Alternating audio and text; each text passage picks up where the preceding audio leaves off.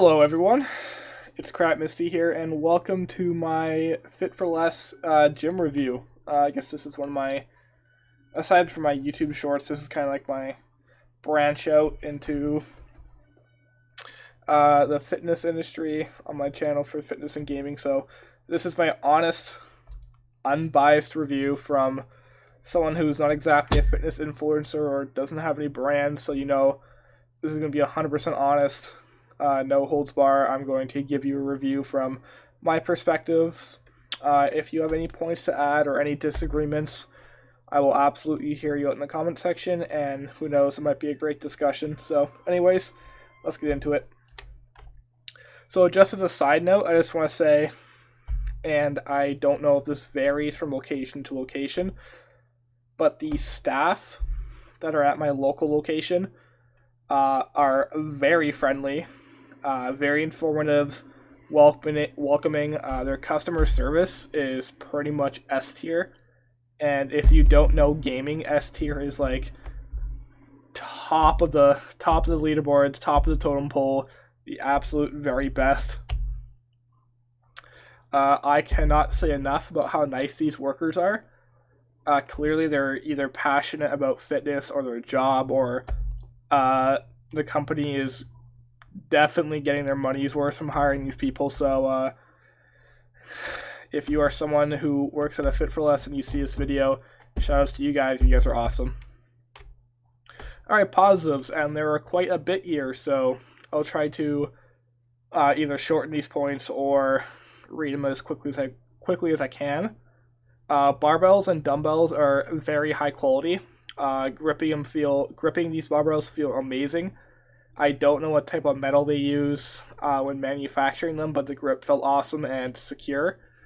When I was bench pressing, even when my hands got sweaty, they didn't tend to slip or slide down the bar, which kind of ruins your lift depending on what grip you use. So like if you tend to use a wider grip for more chest focus, and you sweat a lot like me, a lot of the smoother bars that are older and like have seen, I guess, a lot of hands around them over the years, you will slip, which kind of messes up your grip and kind of brings you to that super wide grip, which is obviously not ideal. So yeah, I never had a problem with slipping or anything like that. Most of the equipment I'm pretty sure is new anyways, but it's also very high quality.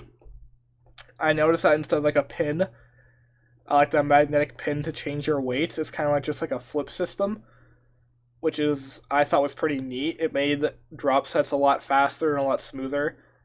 Transitions from one machine to another was absolutely not a problem, and I thought that was overall was a genuinely pretty neat switch and something I've never seen before, so that was kind of awesome.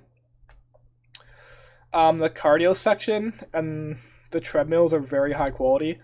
The tracks on the treadmill felt very smooth, and there was hardly any lag that usually comes with a worn-out treadmill.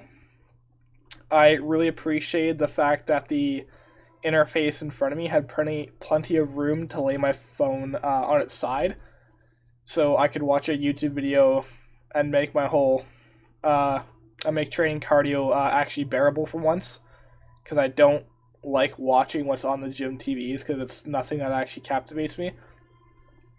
Also, I like that the buttons to change the speed and the incline are actually on like the grip handles, just off to the side, so you can quickly change the speed as you're running. So I'm not reaching forward too much to change my settings, therefore slowing down my pace and making that transition while running feel awkward. Hygiene-wise, there are many cleaning stations around the gym, which would give you the ability to actually wipe down your machine, especially since we are in the latter end of COVID. I know that was a huge thing when the gyms first opened back up, so I appreciate that. I mean, if you so choose. I know some people don't, and that's whatever. I don't judge you, and it's none of my business.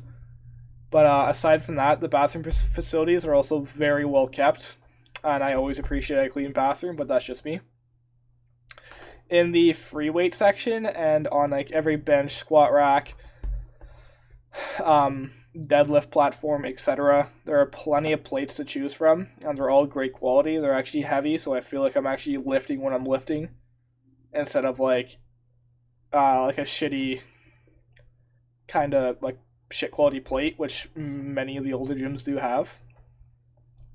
And they actually have the rare 35 plates, which are pretty rare sight for me in the gym.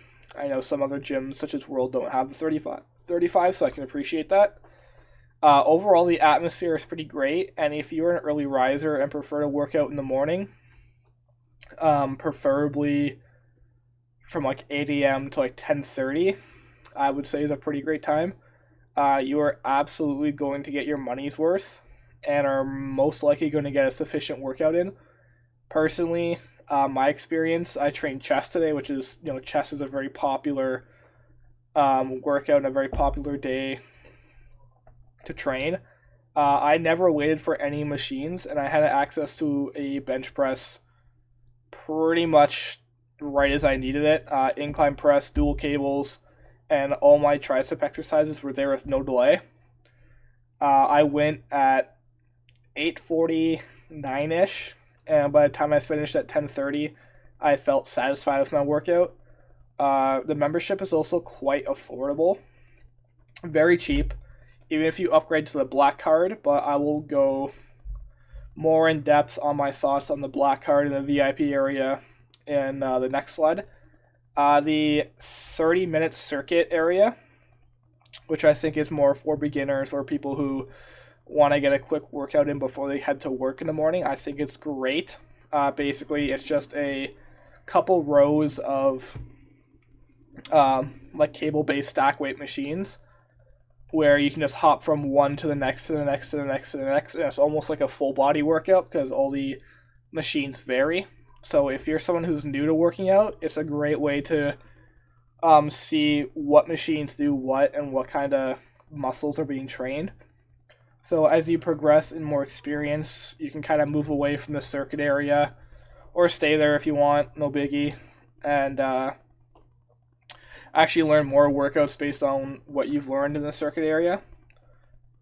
So I thought that was pretty neat. I thought it's a great concept and overall very good idea. Negatives, I don't have a lot, but a lot of these are pretty in-depth. As stated before, and this may vary per location, I'm not sure, this is the one that's closest to me. And for me, I personally go to Good Life, so this doesn't affect me there.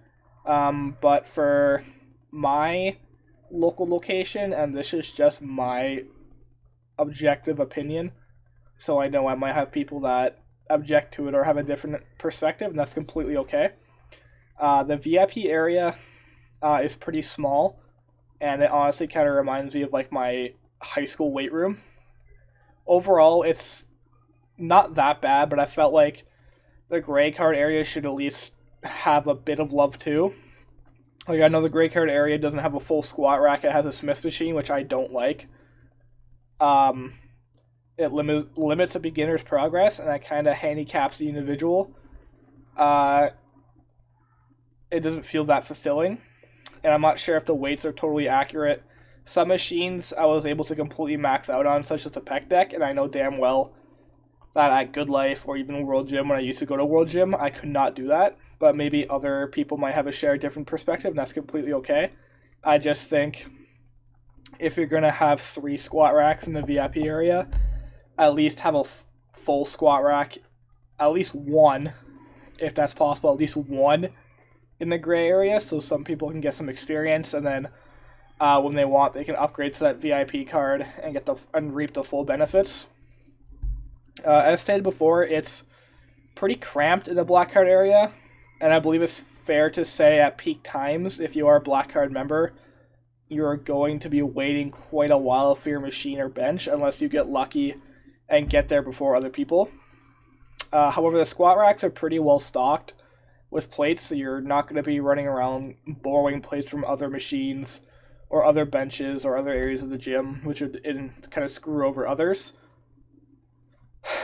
And this final point is a little bit minimal, so you can probably disregard this, but It's under my location's underground, so the ventilation's not that great. So if you're like me and you sweat a lot, you're gonna feel the heat and sweat real quick.